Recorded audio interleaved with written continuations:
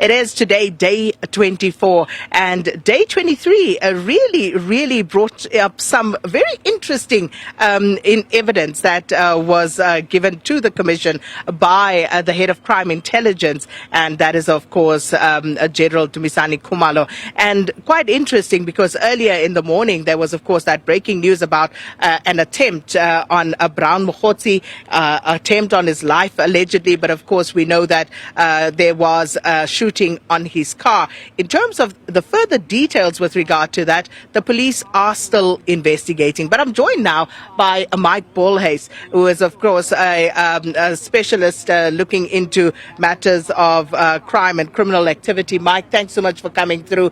It's been interesting. It's been an interesting 24 days. What have you made of it so far?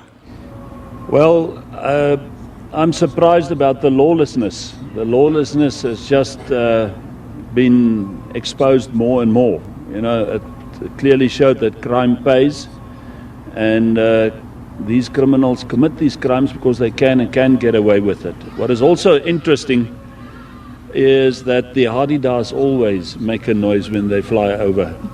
What is also interesting is that there's a lot of he said and the other one said, so they all, one after the other, is exposing each other and now trying to even, and would take the routes of getting interdicts against each other. And then we cannot say it's cowboys and crooks anymore. It's crooks and crooks. It's mayhem. It's ridiculous, and I wonder where this is going to end. And we're not even through the hearings and the investigations yet. Remember, after this, it must all get on paper and black and white and in dockets. So this is going to take years. And then everything needs to be presented to those criminals, all of them, all the names that you have heard and seen of. And then they have a chance to get lawyers and postpone and, stand against what has been brought against it. It can take years before we really get a serious end to all of this. And that raises another interesting question, given what we have learned so far, all the allegations and a lot of the evidence that we've heard at this Madlanga Commission. We are told there is proof to substantiate. Yeah. But given all of that, Mike, it then raises the question about the capacity and, I suppose, importantly, the integrity of our law enforcement agencies to actually deal with the evidence that has been led there to get to the process that you've just described. It's unfortunately totally shattered. I mean, what does shock you anymore? Does anything shock us anymore? Tomorrow there's just more bad stuff uncovered, more crimes being exposed, more organized crime being identified, racketeering. We're so used to it. If you look at the news, constant news, 24/7, it's just about what these top criminals and in government, take in consideration, these are people in government and top generals and all forms of safety and security institutions and businessmen and gangs, all involved, hijacking this country, committing these crimes and doing it successfully. So yeah, it's a huge concern, because what about the replacement? Who's going to replace these generals? And what about the criminal situation presently? Crimes are still being committed. There's an escalation in shootings. There's an escalating in any and all crimes, because the cops at the top are fighting each other. The government at the top are fighting each other. The government and the police are fighting each other. Our complete governance and safety and security network in South Africa is up in arms against each other, not against the criminals, not protecting women like yourself, the elderly, children. And this is an absolutely happy day for the criminals, and they'll take advantage of this. And what we're seeing is just how well they have infiltrated the police entities, for example. And given the evidence that we heard, one of the comments that General Khumalo made yesterday was about the recruitment of these criminal cartels in terms of how they recruit, for lack of a better word, within the criminal justice system to make sure that they have people strategically placed to protect them. Yeah, you must understand, and this is how it is. If you're a president, you have a specific responsibility. you have a level of intelligence, and you have a position which you are accountable for. So therefore punishment must fit the crime here. You know, if a street sweeper commits a crime, he is treated with law and order in a specific protocol and manner.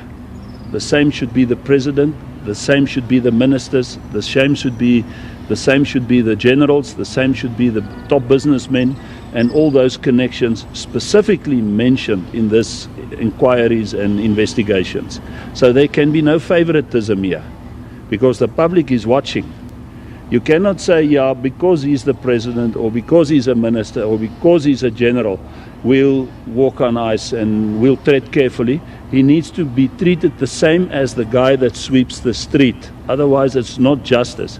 Also take in consideration, the one who knows more should be punished more. If you are an enlightened person, if you're a knowledgeable person, if you're the president, you're supposed to know all the facets of South Africa, then you are more accountable because you didn't do your job. If you are a painter, you're not going to try and fix an engine. If you're in the police and you don't do your job, you're misrepresenting yourself, it's misrepresentation, you're committing theft and fraud because you're getting a salary, but you're not doing the work. It's like a painter trying to fix an engine. He can't. But we live in a country of no consequences. You know, people do things and they get away with it. To the point you've just made, if we look at, for example, where the president is expected to act, and people will say, but no, but the commission is still on. But if the president is scared, where does that leave the rest of us, Mike? Because simple situation with the Minister of Police. Ministers serve at the president's behest. So the president can appoint and he can relieve them of their duties as and when he pleases.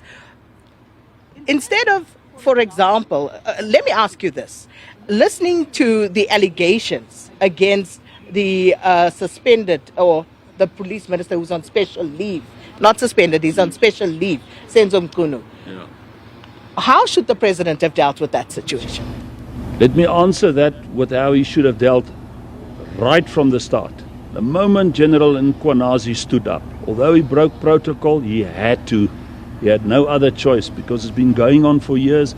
We've been exposing organized crime and racketeering for years. He stood up, but he made one difference. He didn't just stand up. He said, I have evidence. Immediately, the president should have called him in. Remember, he's a general. That's why it was taken seriously. We stood up how many years? But we from the public. Now a general stood up. He should have called him in, said to him, bring me all your evidence. And all the evidence immediately identified the names involved. Immediately, tasked him in one day, together, without anybody knowing. Immediately raiding all their houses. All these names coming up now, all of them at the very first day being raided. All their cell phones taken, because that's the evidence. This is the biggest DNA. This places you on the scene and committing the crimes. No criminal can commit a crime without a cell phone or laptops.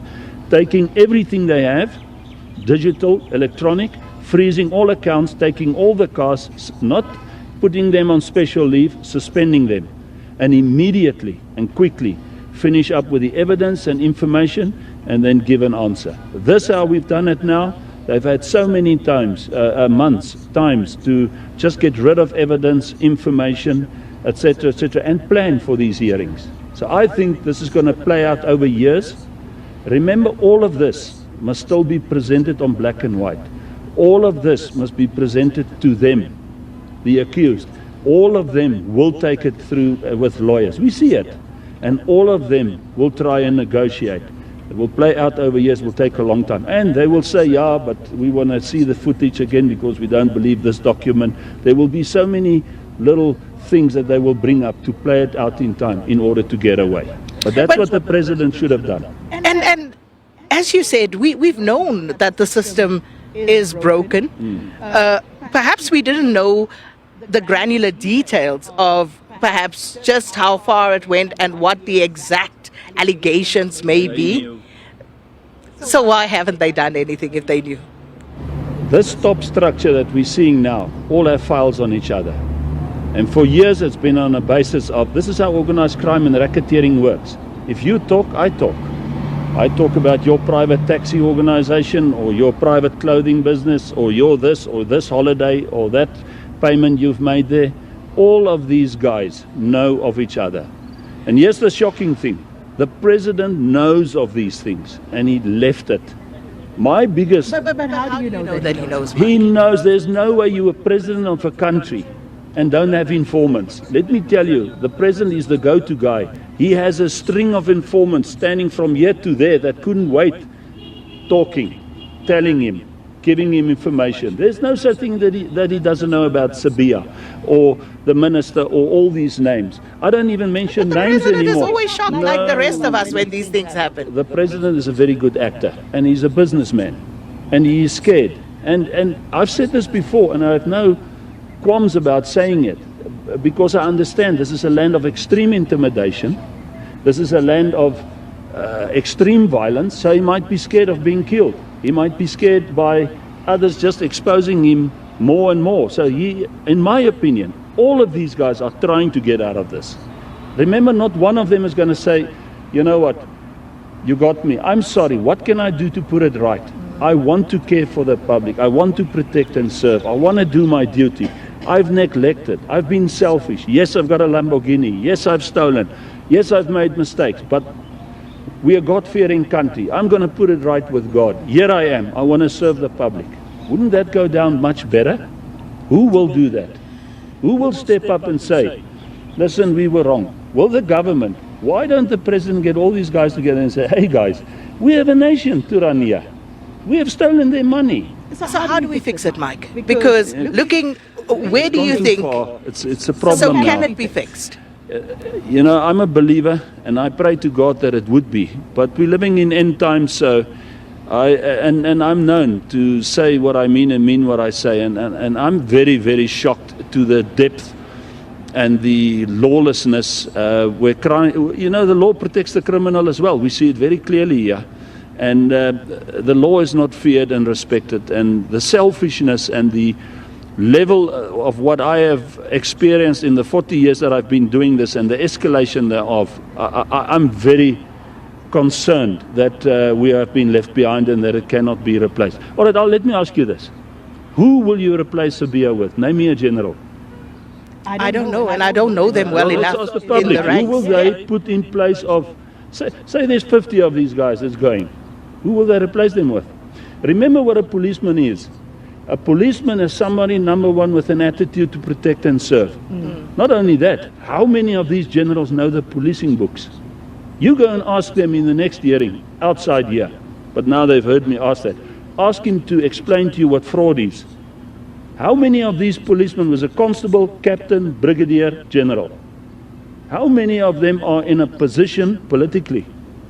How many of them are there because of nepotism, favoritism?